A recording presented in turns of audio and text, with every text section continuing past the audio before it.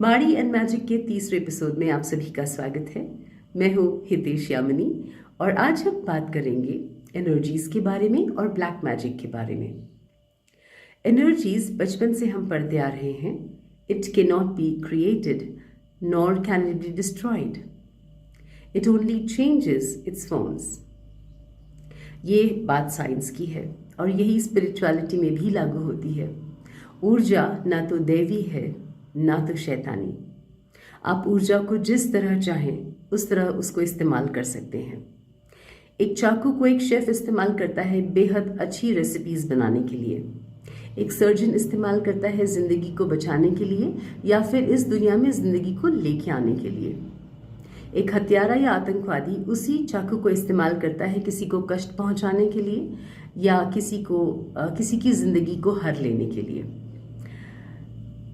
ये एनर्जीज जैसे हम चाहें हम इस्तेमाल कर सकते हैं। एनर्जीज तो वहीं पे हैं, पर एक बात बहुत ज़्यादा गांठ बांध लेने की होती है कि जो भी हम करते हैं it comes back to us tenfolds. तो अगर आप किसी के लिए इंटेंशंस अच्छे भी रख रहे हैं तो वो इंटेंशंस अच्छे आपके पास वापस आते हैं, और अगर आप किसी के साथ कुछ खराब कर रहे हैं तो वो टेनफोल्ड्स आपके और आपके परिवार पे वापस आते हैं।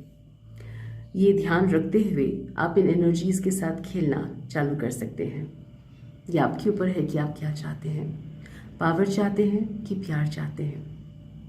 पुराने ज़माने में ऐसा कहा जाता है कि ये विद्या शिव जी ने अपने भक्तों को रोग निवारण के लिए दी थी। एक छोटी सी गुड़िया बनाई जाती थी रोगी के सामने बैठ के, और रोगी के कुछ बाल उस गुड़िया के सर पे लगा दिए जाते थे। थोड़ा सा डिस्टेंस होता था रोगी और जो रोग हरने वाला है उसके बीच में।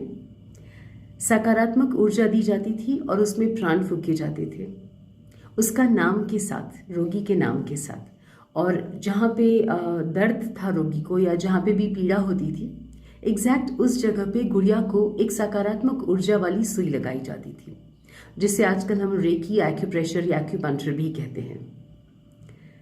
रोगी ठीक हो जाता था उस सकारात्मक ऊर्जा के साथ। फिर आया वुडू। जब लोगों के अंदर लालच जागा, लोगों के अंदर पावर प्ले का गेम जागा, तब लोगों ने वुडू करना स्टार्ट किया या तंत्र विद्या स्टार्ट किया। तंत्र विद्या खराब नहीं है, पर कुछ लोगों ने अपने फायदे के लिए इसको गलत तरीके से इस्तेमाल करना चालू किया। अब गुड़ियाँ बनाई जाती हैं और उसे दिल में सुई चुभोई जाती है नकारात्मक ऊर्जा के सहारे, उस पर्सन का नाम लेके जिसको आपको हार्ट अटैक दिलाना है, और हृदय में सुई चुभोने की वजह से उसे हार्ट अटैक आ जाता है। बहुत सारा ब्लैक मैजिक है, पर कवच पाठ करने से वो ब्लैक मैजिक आपके पास आ भी नहीं सकता, इसका पूरा विश्वास कीजिए। बहुत पढ़ी हूँ मैं इसके बारे में, इसीलिए आपको बताती हूँ। जब हमने कवच पहना होता है, देवी कवच, हम प्रोटेक्टेड होते हैं। जैसे कि हम युद्ध में जाते हैं और हमने कवच पहना हुआ है तो कोई भी तलवार आपको भेद नहीं सकती, कवच आपको प्रोटेक्ट करता है। उसी तरह देवी कवच आपकी ज़िंदगी में आपको प्रोटेक्ट करता है, चाहे वो वुडू करने वाला या ब्लैक मैजिक करने वाला या वो नेगेटिव एनर्जीज भेजने वाला कोई भी हो, आप तक के वो नहीं पहुंच सकती, क्योंकि आपको देवी कवच ने प्रोटेक्ट करके रखा है। ये ज़्यादातर उनके लिए होती है जो आध्यात्म के साथ नहीं जुड़े होते हैं। अगर मैं 10 महाविद्या की भी बात करूं तो 10 महाविद्या में भी अगर हम एक छोटा सा बगलामुखी का मंत्र लें तो हम प्रार्थना में उसे ले सकते हैं। गुरुवार के दिन बगलामुखी का पाठ कर सकते हैं, और अगर हमें लग रहा है कि कोई हमें बहुत परेशान कर रहा है तो हम बगलामुखी माँ से मांग सकते हैं कि माँ, जो भी मुझे परेशान कर रहा है, चाहे वो मेरे भीतर कि काम, क्रोध, लोभ, मद, मोह हो, चाहे वो कोई बाहर का हो, मुझे उससे प्रोटेक्शन दीजिए माँ। जो आपके इंटेंशंस हैं वो इंटेंशंस एनर्जी के रूप में परिवर्तित हो जाते हैं और वो काम करते हैं। और अगर आपने वही मंत्र एक गुड़िया के साथ उसके बाल लगा के उस पर्सन के नाम के साथ उसमें एनर्जीज भेजी तो आप किसी का खराब कर सकते हैं, पर वो वापस आता है। अच्छा भी वापस आता है, बुरा भी वापस आता है। उसे हम कर्म कहते हैं, कर्मा रिटर्न्स। इस बात का ज़रूर ध्यान दीजिए।